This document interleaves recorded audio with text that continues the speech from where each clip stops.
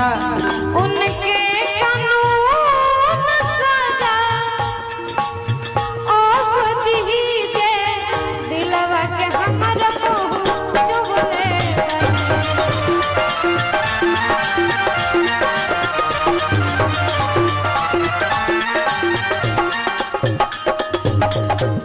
टूटल अच्छा टूटल दिल के वकील खोजो ताने हो मीठा मीठा दिल के वकील ये टूटल दिल क्या है?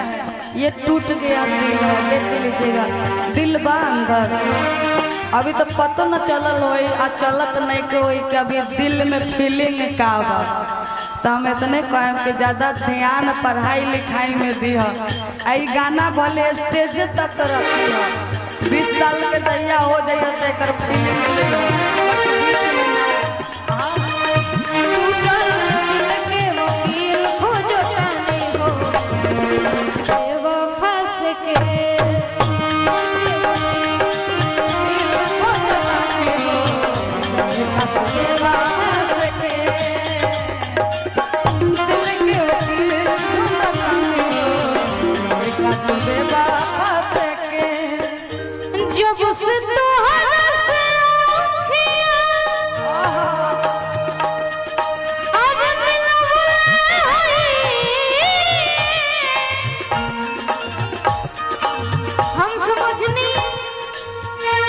कि हमार कुछ फायदा हुई लेकिन बदला में हमरा मिलल तो सिर्फ धोखा जब से तोहरा से मिलल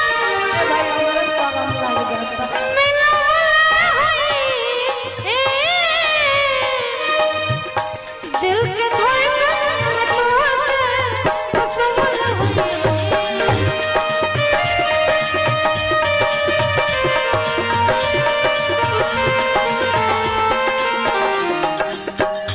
बिना गलती सो मैया जाने दिखल सजा डाल सजा प्यार में बैठी गोरी हम बेवफा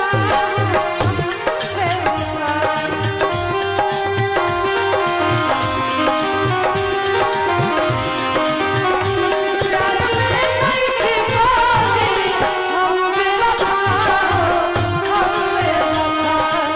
बाकी मीठा मीठा चलते रहेंगे। बड़ा अच्छा अच्छा लाइन हमारे छोटा भाई रघु राजा जो कि आज पूरा दिल का फीलिंग निकल रहा है गाना। पता नहीं इतना छोट उम्र में कहाँ भरमार भर के रखल है, सब बात निकल जा रहा है। बाकी रघु हम आप सब लोग से और रघु से यही कहना चाहेंगे, बड़ा प्यारा सा लाइन है, कहना क्या है कि प्यार कभी कम नहीं करना, कोई सितम कर लेना। प्यार कभी कम नहीं करना, कोई सितम कर लेना। मर जाएंगे आशिक बनना, मर जाएंगे आशिक बनना। ए राजन भैया कि मर जाएंगे, पहले हमरा पर ताक, मोबाइल पर ताकिए बाद में। मर जाएंगे आशिक बनना, इतना करम कर लेना।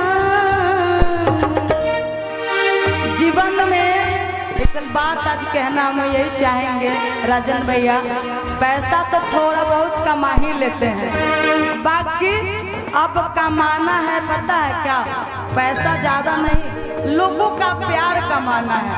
बस आप लोग के देन से, आप ही लोग के दिन से पैसा कमाते हैं, कैमरा वाले भैया के दिन से, जितने हमारे दर्शक बैठे हैं आप लोग के प्यार आशीर्वाद से, हमारे जितने म्यूजिशियन टीम है इन लोग के भी प्यार आशीर्वाद से। हम लोग से ज़्यादा मेहनत हमारे म्यूजिशियन भाई लोग करते हैं।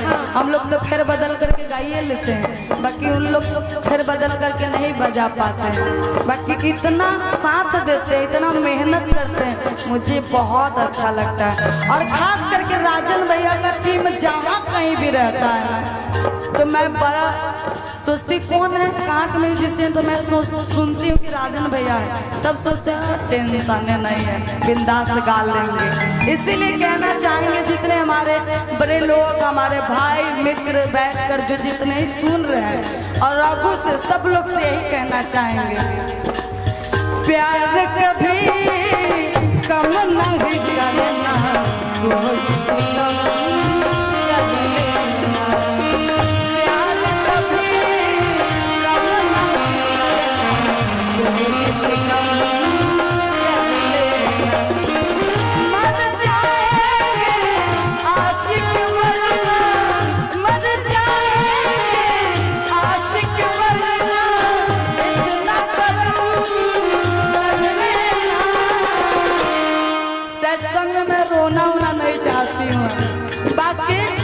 मंटू भैया का इतना प्यार रहता है, मैं जितना बड़ाई करूं बहुत कम है। रघु के पापा हमारे मंटू भैया जो कि बेटी जैसे मुझे मानते हैं, बहन तो मुझे ज़्यादा मानते हैं, बाकी ज़्यादा कहते हैं कि आप हमारी बड़ी बेटी जैसी हैं। तो मैं भी रघु को सोचता हूँ कि मेरा ये झूठ मूठ का भाई और बहन का रिश्ता नहीं है, हम एकदम एक माँ बाप के पेट से नहीं है, उससे क्या हो गया, बाकी हम लोग एक दूसरे के ही लिए बनेंगे। हमारे रघु हमें माता रानी से और बाबा खाटू श्याम से ही कहना चाहेंगे, जितना नाम रघु का हुआ है इससे चरगुना नहीं 8 गुना आगे जाए और ऐसे ही फहराते रहे कि मैं कभी भी गर्व से कहूँगी कि हाँ हमारा रघु गा रहा है। देख बार हमारे रघु के लिए भी तो ताली बजाइए। मन जाएंगे आशिक बनना, इतना करम कर लेना, प्यार कभी कम नहीं करना।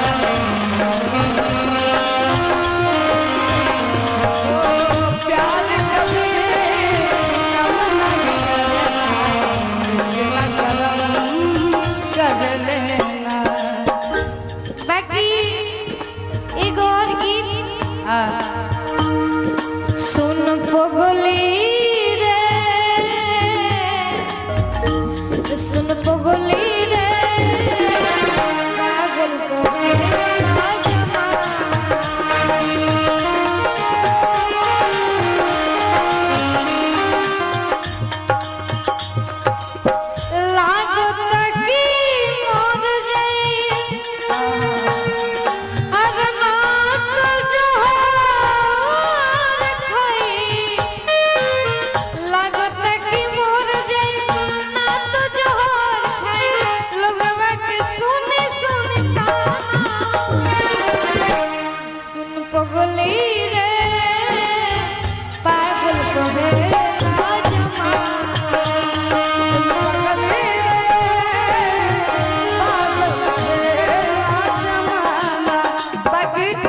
पागल करेगा जमाना।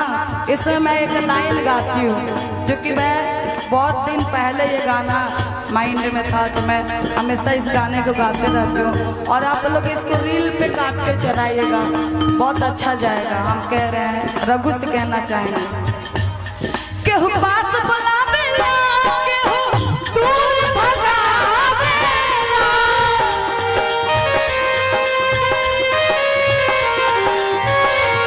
केहू पास बुलावेला, केहू दूर भगावेला, केहू दूर भगावेला। ए रघु, केहू देला जीवन जिंदगी, केहू देला जीवन जिंदगी,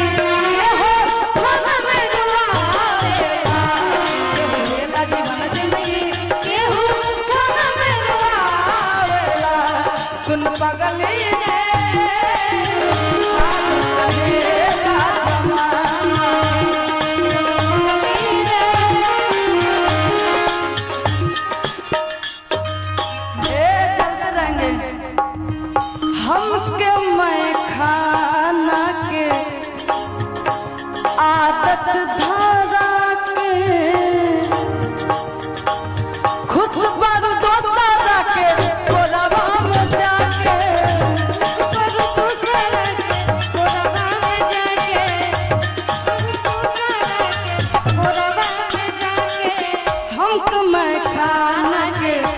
आदत धारा के खुशबर दूसरा के कोरबा में जाके खुशबर दूसरा रे कोरबा में जाके खुशबर दूसरा रे कोरबा में जाके रोज रोज शराब पी घुट घुट कैसे जी रोज रोज शराब पी घुट घुट कैसे जी रोज रोज शराब पी घुट घुट कैसे जी जिए के लछन तू कहाँ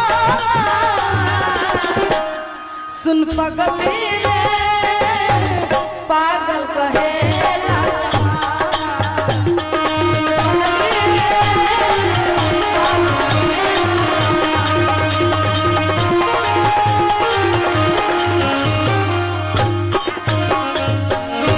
इतना लंबा सेट सॉन्ग है तू भाग में चढ़ाइएगा अब की लास्ट